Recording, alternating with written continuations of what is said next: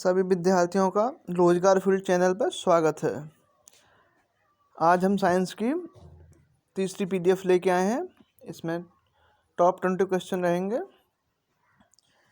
जो कि एग्जाम में आते हैं।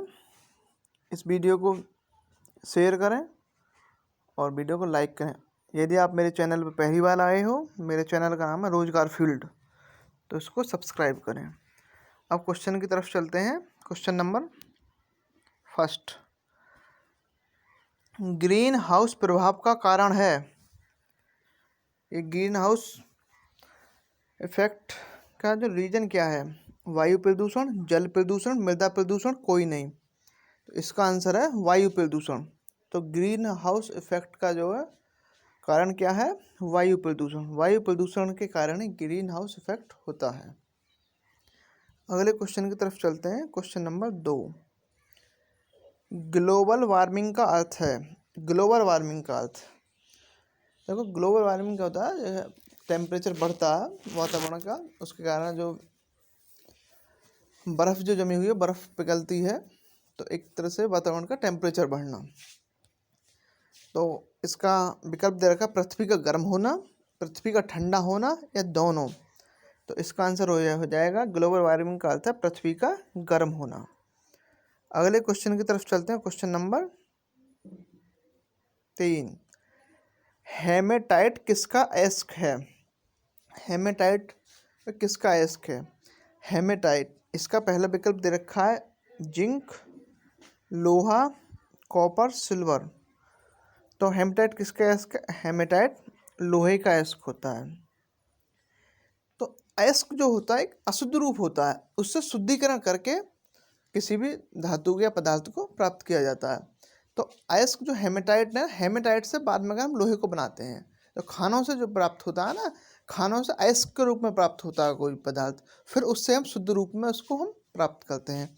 तो हेमेटाइट जो किसका अयस्क है? हेमेटाइट लोहे का अयस्क है। अगले क्वेश्चन की तरफ चलते हैं। क्वेश्चन नंबर 4, विद्युत धारा का मात्रक है। बहुत सिंपल क्वेश्चन है। करंट का क्या यूनिट है? पहला है मीटर, दूसरा विकल्प है सेकंड, तीसरा विकल्प है एम्पियर, चौथा विकल्प है कोई नहीं। मीटर हमें पता, मीटर किसकी यूनिट है? मीटर जो मात्रक होता है, मीटर मात्रक होता है लंबाई का।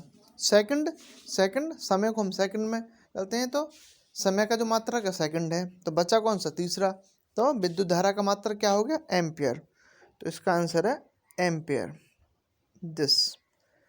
अगले क्वेश्चन की तरफ चलते हैं। क्वेश्चन नंबर 5, मिश्र धातु है। क्वेश्चन नंबर पीतल, मतलब पहला विकल्प पीतल है, दूसरा विकल्प है तांबा, तीसरा विकल्प है जस्ता, चौथा विकल्प है टिन।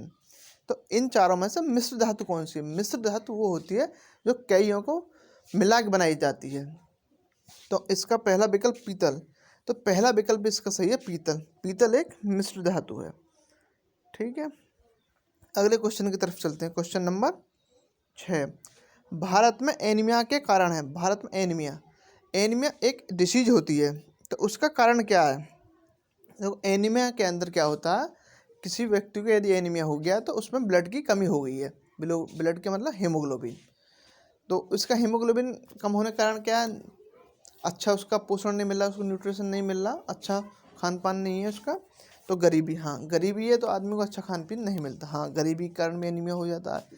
सेकंड अज्ञानता, हाँ अज्ञानता बस भी कैसे? अज्ञानता में कारण ये हो सकता है, अज्ञानता में सब बहुत से लोगों को पता नहीं होता कि क्या खाना चाहिए जिससे हमें रक्त की पूर्ति हो, ब्लड की पूर्ति हो। तो जिसमें हीमोग्लोबिन की मात्रा ज़्यादा हो, जिससे आयरन, हीमोग्लोबिन के अंदर आयरन होता है Fe।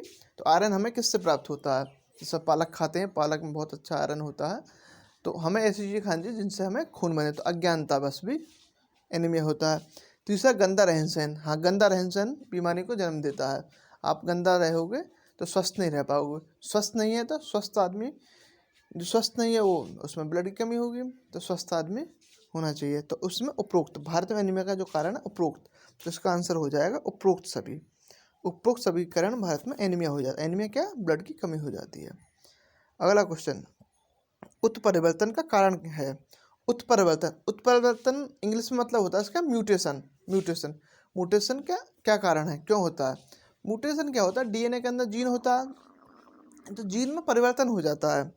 तो जीन में परिवर्तन, देखो जीन में जीन की लोपिंग हो जाती है और विलुप्त हो जाता है, कोई जीन हट जाता है, कटिंग हो जाती है। आजकल बायोटेक्नोलॉजी का हुआ, बायोटेक्नोलॉजी हम जीन का परिवर्तन करते हैं, जीन ट्रांसफ़र करते हैं, तो अच्छे अच्छे जो अच्छे गुण हैं उसमें उन जीनों को उनको हम रखते हैं और बाकी जो बेकार होते हैं उनको हटा देते हैं, उनकी जगह अच्छे को जोड़ देते हैं, अच्छे गुण वाले जीनों को। तो उत्परिवर्तन कारण क्या है? इसका पहला विकल्प दिया जैसे जीन परिवर्तन, हाँ ये सही है, जीन परिवर्तन के द्वारा उत्परिवर्तन होता है। और जीवन संघर्ष, जीवन संघर्ष से कोई मतलब नहीं। उद्विकास, उद्विकास से कोई मतलब नहीं। प्राकृतिक चयन, प्राकृतिक चयन से कोई उत्परिवर्तन का कारण नहीं। हाँ उत्परिवर्तन उससे हो जाता है, हमारे डीएनए में ये जो परिवर्तन हो जाता है, जीन जो परिवर्तन हो जाता है, अगर यदि अल्ट्रावायलेट किरणें जो होती हैं, पराबैंगनी किरणें, तो उनसे तो उत्परिवर्तन हो जाता है। तो इस क्वेश्चन में जो विकल्प है जीन परिवर्तन से उत्परिवर्तन होता है। अगले क्वेश्चन की तरफ चलते हैं, क्वेश्चन नंबर 8। मानव रक्त में कितने प्रकार के पदार्थ होते हैं? ये क्वेश्चन मैंने छोड़ दिया, आप इसका आंसर बताना कि मानव रक्त में कितने प्रकार के पदार्थ होते हैं। 2, 4, दोनों, कोई नहीं, और हो सके तो नाम बताना अगर किसी को पता हो तो। अगले क्वेश्चन की तरफ चलते हैं, क्वेश्चन नंबर 9। रुधिर वर्ग के खोजकर्ता कौन है? रुधिर वर्ग, रुधिर वर्ग ब्लड ग्रुप, जैसे हम ए ग्रुप का बोलते हैं ना, कौन सा ग्रुप है भाई आपको ब्लड ग्रुप? ए ग्रुप है, ए बी है, बी है या ओ है, तो इसमें कौन सा? तो इस जो ग्रुप के बारे में बताया था ना, ब्लड ग्रुप के बारे में, वो किसने बताया था? इसका पहला विकल्प दिया फाइब्रोनोजन, नहीं ये तो साइंटिस्ट का नाम ही नहीं, ये तो विकल्प में गलती दे दिया। फाइब्रोनोजन तो ब्लड के अंदर पाया जाता है। कॉल लैंडस्टेनर, हाँ एक साइंटिस्ट थे कॉल लैंडस्टेनर, और तीसरा विकल्प दोनों, और चौथा विकल्प कोई नहीं। तो रुधिर वर्ग की जो खोज करता थे कॉल लैंडस्टेनर थे। हमको ये भी पता रहना चाहिए यहाँ पर कि यूनिवर्सल डोनर, सर्वदाता, यूनिवर्सल रिसिप्टर मतलब सर्वग्राही, तो सर्वदाता कौन सा ग्रुप है, सर्वग्राही कौन सा ग्रुप है, ये क्वेश्चन अक्सर आता है। ठीक है, ऐसे क्वेश्चनों को देख लिया करो। सर्वदाता ओ को बोला जाता है, ओ जो ग्रुप है वो सबको दे सकता है, और सर्वग्राही ए बी जो सबका ब्लड ग्रुप ले सकता है ब्लड। अगले क्वेश्चन की तरफ चलते हैं, क्वेश्चन नंबर 10। आवृत्ति का मात्रक होता है एम्पियर, हर्ट्ज, मीटर, डेसिबल। आवृत्ति का जो मात्रक है, इसका पहला विकल्प दिया एम्पियर, एम्पियर हमको पता ही है करंट का होता है, और मीटर हमको पता है लंबाई का होता है, तो इसका आंसर हो जाएगा हर्ट्ज। हर्ट्ज क्या आवृत्ति का मात्रक है। अगले क्वेश्चन की तरफ चलते हैं, क्वेश्चन नंबर 11 है। किसी वस्तु द्वारा प्रति सेकंड किए गए कंपनों की संख्या कहलाती है। जो एक सेकंड में कितने कंपन करती है उसको क्या बोला जाता है, उसके लिए एक टर्म्स दी जाती है। तो एक तरह ये डेफिनेशन है, किसी वस्तु द्वारा प्रति सेकंड किए गए कंपनों की संख्या कहलाती है। तो ये आवृत्ति, पहला विकल्प आवृत्ति है, दूसरा है आयाम, तीसरा आवर्तकाल, चौथा समय। तो प्रति सेकंड किए गए कंपनों की संख्या को बोला जाता है आवृत्ति बोला जाता है, तो फ्रीक्वेंसी। और आवृत्ति का अभी हमने मात्रक पढ़ा था क्या, हर्ट्ज होता है, हर्ट्ज। अब अगले क्वेश्चन तरफ चलते हैं, क्वेश्चन नंबर 12। कंपन करती हुई वस्तु का अधिकतम विस्थापन कहलाता है। एक कंपन कर रही कोई वस्तु, उसका अधिकतम विस्थापन जो है वो कितना होता है, उसके लिए क्या बोला जाता है? जो मध्य बिंदु से जो मैक्सिमम दूरी तक जो जाता है, हम सरल लोलक को जैसे कंपन कराते हैं ऊपर से सिंपल पेंडुलम को, तो उसका जो है विस्थापन जो होता है, मैक्सिमम जो डिस्प्लेसमेंट, उसके लिए क्या बोला जाता है? तो कंपन करती हुई वस्तु द्वारा अधिकतम विस्थापन कहलाता है। इसका पहला विकल्प दिया आयाम, दूसरा विकल्प दिया आवृत्ति, तीसरा विकल्प दिया आवर्तकाल, चौथा विकल्प दिया विद्युत धारा। तो कंपन करती हुई वस्तु द्वारा अधिकतर विस्थापन जो कहलाता है वो आयाम कहलाता है, तो इसका आंसर है आयाम। अगले क्वेश्चन की तरफ चलते हैं, क्वेश्चन नंबर 13। प्रकाश के प्राकृतिक स्रोत, नेचुरल रिसोर्स क्या है? लाइट के, नेचुरल रिसोर्स ऑफ लाइट। तो प्रकाश के प्राकृतिक स्रोत, पहला विकल्प है सूर्य, हाँ सूर्य प्राकृतिक स्रोत है। तारे, जुगनू या सभी? तो मुख्य तौर पे जो बोला जाता है, वैसे तो तारे जुगनू सभी हैं, तारों से प्रकाश मिलता है, थोड़ा मिलता है, लेकिन मुख्य तौर पे जो बोला जाता है प्रकाश के प्राकृतिक स्रोत हैं सूर्य को बोला जाता है, लेकिन इसमें तारे भी हैं और जुगनू भी है, इनसे थोड़ा घना तो प्रकाश मिलता ही है, तो इसमें ऑल हो जाएगा। अगले क्वेश्चन की तरफ चलते हैं। क्वेश्चन नंबर 14, दीप्त वस्तु नहीं है। दीप्त वस्तु नहीं है, पहले तो हमें पता होना चाहिए दीप्त वस्तु क्या होती है। दीप्त वस्तु वो होती है जो स्वयं अपना प्रकाश उत्सर्जित करती है, वो वस्तुएं जो स्वयं प्रकाश उत्सर्जित करती हैं। अब इसमें क्वेश्चन में ध्यान देना, नहीं है, क्या पूछा है, नहीं है, मैं दीप्त वस्तुएं नहीं है, ये नहीं को ध्यान देना। दर्पण, दर्पण प्रकाश उत्सर्जित नहीं करता। दूसरा विकल्प है सूर्य, हाँ सूर्य प्रकाश उत्सर्जित करता है। जलती हुई मोमबत्ती, हाँ जलती हुई मोमबत्ती प्रकाश उत्सर्जित करती है। लैंटेन, हाँ लैंटेन, गांव में जब, अब तो लाइट सब जगह हो गई है, पहले लाइट नहीं थी जो मतलब कि विद्युत धारा, तो अब क्या था, उस समय क्या था, लैंटेन गांव में यूज की जाती, तो वो भी एक प्राकृतिक ना सॉरी मतलब वो भी एक दीप्त वस्तु, क्योंकि वो भी प्रकाश उत्सर्जित करती है। तो दर्पण, दर्पण इसमें ऐसा है वो प्रकाश उत्सर्जित नहीं करता। हाँ ये जरूर बात, अगर दर्पण में हम प्रकाश डालेंगे तो दर्पण से प्रकाश होता है, लेकिन वो स्वतः नहीं होता, किसी दूसरे प्रकाश स्रोत के द्वारा जब उस पर डाला जाता है दर्पण पे, तो इसमें दीप्त वस्तु नहीं है, तो इसका आंसर हो जाएगा दर्पण। चौदहवां क्वेश्चन है, वे वस्तुएं जो स्वयं प्रकाश उत्पन्न करती हैं कहलाती हैं। अभी मैंने जैसे बताया था, ये क्वेश्चन आता है, वे वस्तुएं जो स्वयं प्रकाश उत्पन्न करती हैं वो क्या कहलाती हैं, क्या दीप्त वस्तु कहलाएंगी, पहला विकल्प। दूसरा विकल्प है अदीप्त वस्तु कहलाएंगी, या दोनों कहलाएंगी, या कोई नहीं। वे वस्तुएं जो स्वयं प्रकाश उत्पन्न करती हैं वह दीप्त वस्तुएं कहलाती हैं। अगले क्वेश्चन की तरफ चलते हैं। 15, कंपन करने वाली वस्तु द्वारा एक कंपन में लगा समय कहलाता है। कंपन कर रही है कोई वस्तु, तो पूरा एक चक्कर जो पूरा करने में है, एक कंपन करने में लगा समय है, यहाँ से लेके मध्य बिंदु से लेके मैक्सिमम पॉइंट पे जाना, फिर मध्य बिंदु पे आना, फिर दूसरी तरफ मैक्सिमम। जैसे हम सिंपल पेंडुलम होता है ना, जैसे घड़ी जो होती है, दीवार घड़ी जो उसमें लटका रहता है, वो हालता रहता है, पहले बीच में आता, फिर ऊपर इधर जाता है दूसरी साइड में, फिर दूसरी साइड में जाता है, तो पूरा एक चक्कर लगाने में जो समय लगता है उस समय को क्या बोला जाता है, ये क्वेश्चन अक्सर आता है।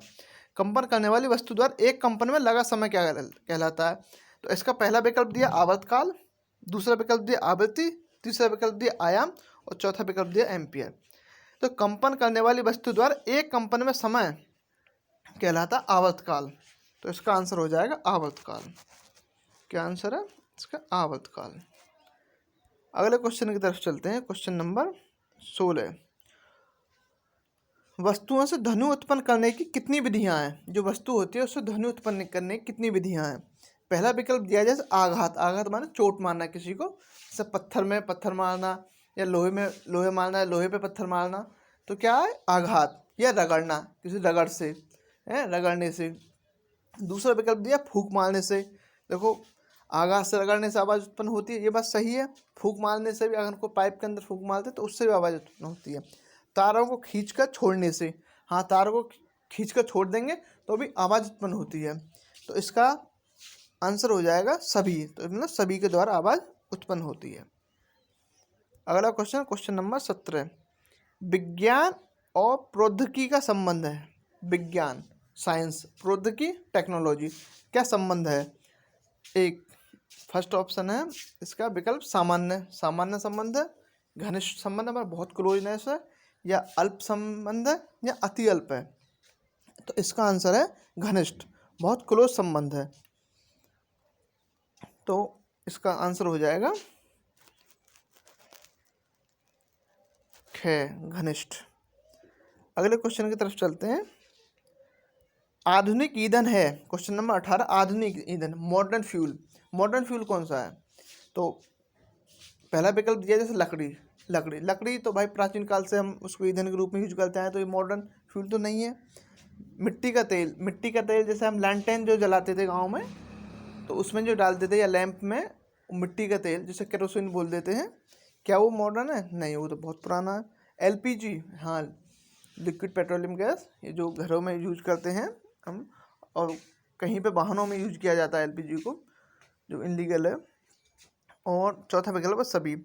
तो मॉडर्न ईंधन के अंदर आ जाएगा, मॉडर्न फ्यूल के अंदर आएगा एलपीजी। तो एलपीजी इसका आंसर है। अगले क्वेश्चन की तरफ चलते हैं। Question number 19। स्वस्थ मनुष्य के शरीर का ताप होता है, स्वस्थ मनुष्य का ताप जो कितना होता है? 37 degree Celsius, 38 degree Celsius, 98 degree Celsius या 100 डिग्री सेल्सियस। देखो टेम्परेचर क्या है, मनुष्य का जो टेम्परेचर थर्मामीटर में नापा जाता है वो फ़ारेनहाइट में नापा जाता है, और यहाँ पे क्या पूछा? डिग्री सेल्सियस में। डिग्री सेल्सियस में कितना होता है? देखो वो 98.6 है, उसमें वो फ़ारेनहाइट में होता है मनुष्य के बॉडी का टेम्परेचर।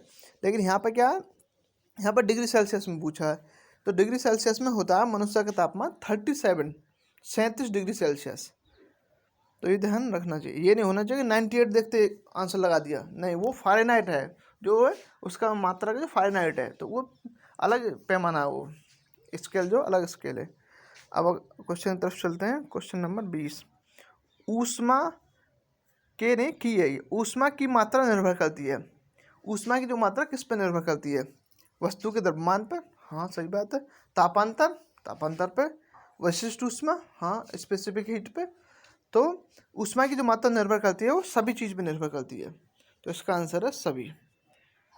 तो ये 20 क्वेश्चन है, 2020 की एक सीरीज सी है, इसमें मैं साइंस के 20-20 क्वेश्चन कराता हूँ, टॉप मोस्ट क्वेश्चन, और उनको एक्सप्लेन करता हूँ।